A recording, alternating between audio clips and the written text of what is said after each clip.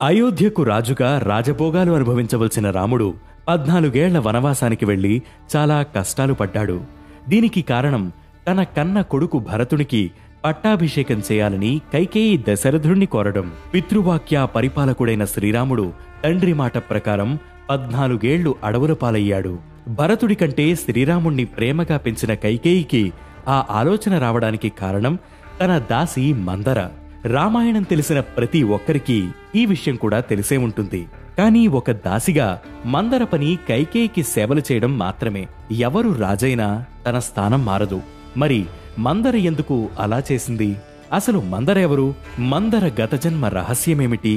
ఇప్పుడు తెలుసుకుందాం.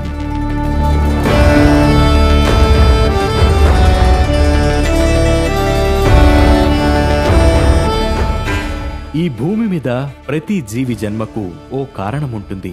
ఆ జీవి నిర్వర్తించాల్సిన కర్తవ్యం ఉంటుంది. అలాగే త్రేతాయుగంలో పుట్టిన మందర జన్మకు కూడా ఓ కారణముంది. మందర గత జన్మలో దుందుభి అనే గంధర్వ కన్య. రాక్షసుడైన రావణుడు 1000 ఏళ్లు తపస్సు చేసి దేవతలు మరియు ఇతర అతేంద్రియ జీవుల నుంచి మరణం లేకుండా వరం పొందుతాడు. రావణుడి ఆగడాలను భరించలేక దేవతలందరూ బ్రహ్మను సంప్రదిస్తారు. అయితే విష్ణుమూర్తి మానవ అవతారమెత్తి రావణుణ్ణి వధిస్తాడని బ్రహ్మ దేవతలకు చెబుతాడు. దుందుభి కూడా మందరగా జన్మించి రాముడికి తన కర్తవ్యాన్ని గుర్తు చేస్తుందని బ్రహ్మ చెబుతాడు. అలా దుందుభి మందరగా జన్మించింది. ఇక కేకేయ రాజ్యరాజు అశ్వపతికి 8 మంది సంతానం. అయితే అశ్వపతికి పక్షుల భాష అర్థమయ్యేలా ఓ వరముంది. కాని ఈ వరానికి ఒక నిబంధన కూడా ఉంది. పక్షులు మాట్లాడుకునేటప్పుడు తాను విన్నది మరొకరితో చెప్పకూడదు. అలా చెబితే తాను మరణిస్తాడు. అయితే ఒకరోజు 2 హంసలు మాటలు విని అశ్వపతి గట్టిగా నవ్వాడు. అశ్వపతి అలా నవ్వడం చూసిన అశ్వపతి భార్య తన నవ్వుకి గల కారణమేంటని ప్రశ్నించింది. అది చెబితే తాను చనిపోతాడని తెలిసి కూడా తన భార్య పదే పదే అడగడంతో అశ్వపతి తన భార్యను రాజ్యం నుంచి పంపించేస్తాడు. ఆ సమయంలోనే తన 8వ సంతానమైన కైకేయిని చూసుకోవడానికి ఎవరూ లేకపోవడంతో మందరను కైకేయికి దాసిగా నియమిస్తాడు. అప్పటినుంచి మందర ప్రతీక్షణం కైకేయితోనే ఉంటుంది. రావణుడిని అంతం చేయడానికి రాముడు జన్మిస్తాడు. కాని దశరథుడు రాముడికి పట్టాభిషేకం చేసి రాజ్యాధికారమిస్తే లంకలో ఉన్న రావణుణ్ణి ఎలా చంపుతాడు అని సంభాషించుకుంటున్న కొన్ని పక్షుల మాటలు అశ్వపతి చెవిన పడతాయి. అందుకే కైకేయికి దశరథుడితో పెళ్లి చేసిన తర్వాత రాముడి కర్తవ్యం గుర్తు చేసేందుకు అశ్వపతి మందరను కైకేయితో అయోధ్యకు పంపించాడు.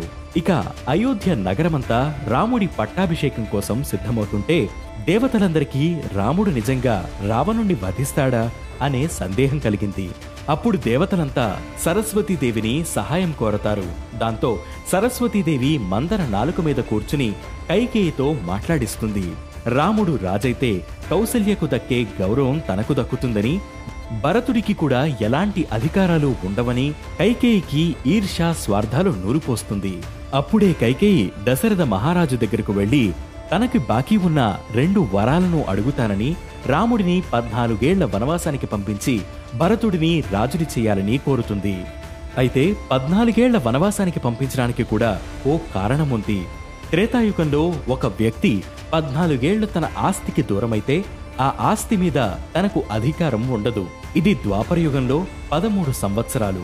అందుకే పాండవులను 13 ఏళ్ల అరణ్యవాసానికి పంపించారు. ఇప్పుడు మనమున్న కలియుగంలో ఇది 12 సంవత్సరాలు. ప్రస్తుతం మన దేశంలో చట్టం ప్రకారం ఓ వ్యక్తి 12 సంవత్సరాలు తన ఆస్తికి దూరమైతే ఆ ఆస్తి మీద తనకు ఎలాంటి అధికారం ఉండదు.